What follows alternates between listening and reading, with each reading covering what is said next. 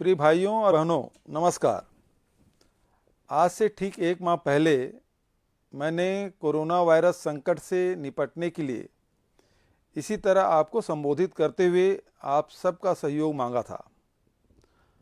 आपको सच कहूँगा, जब पहली बार कोरोना वायरस से बचाव के बारे में आपसे सहयोग की अपील कर रहा था तो मेरे मन में कई आशंकाएं थी। इतने बड़े प्रदेश के करोड़ों लोगों से अपना व्यवसाय, जीवन पद्धति, आचरण आदि बदलने को कहना और उसका पालन कराना कोई आसान काम नहीं था। लेकिन आप सबने जो अनुशासन, संबल और संकट से निपटने की जिजीविषा दिखाई है वो विलक्षण है। आज छत्तीसगढ़ कोरोना वायरस महामारी के नियंत्रण में पूरे देश के समक्ष उदाहरण बना है। तो इसके मूल में आप लोगों का अपने परिवार, अपने राज्य के लोगों के प्रति त्याग और समर्पण का भाव है। मैं इन सबके लिए आपका दिल से धन्यवाद करता हूं। मैं हमेशा इस सहयोग के लिए आपका ऋणी रहूंगा।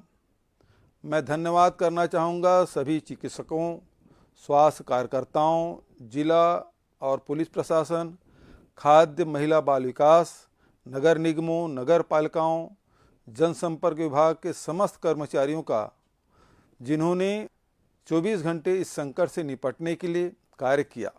मीडिया के बंधुओं, स्वयंसेवी संस्थाओं और सामाजिक संगठनों का भी आभारी रहूँगा, जिन्होंने हर पल हमारा सहयोग किया।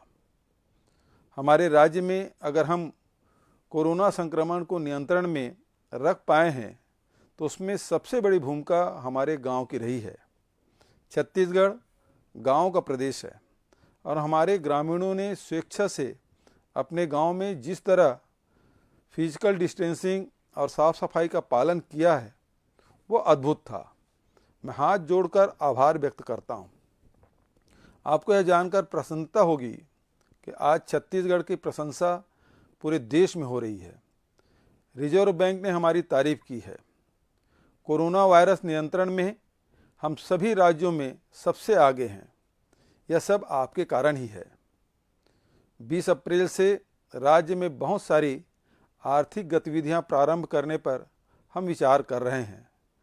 गांव में मनरेगा के काम शुरू हो गए हैं।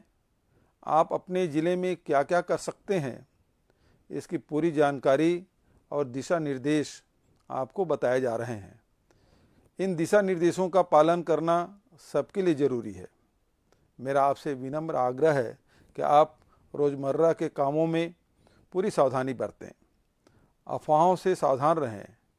कोरोना को हमने अपने प्रदेश में नियंत्रित जरूर कर लिया है, लेकिन खतरा अभी टला नहीं है। हमें उसे अपने राज्य में फैलने का दूसरा अवसर नहीं देना है। अगर आपने फिजिकल डिस्टेंसिंग का पालन किया, लगातार हाथ धोते रहे और भीड़ भाड़ से बचें तो कोरोना को राज्य में फिर से फैलने का मौका नहीं मिलेगा। एक बार फिर मैं आपको सहयोग के लिए आपका आभार व्यक्त करता हूं। हमारी एकजुटता ही हमारे प्रयासों में पूर्ण रूप से सफल करेगी। धन्यवाद।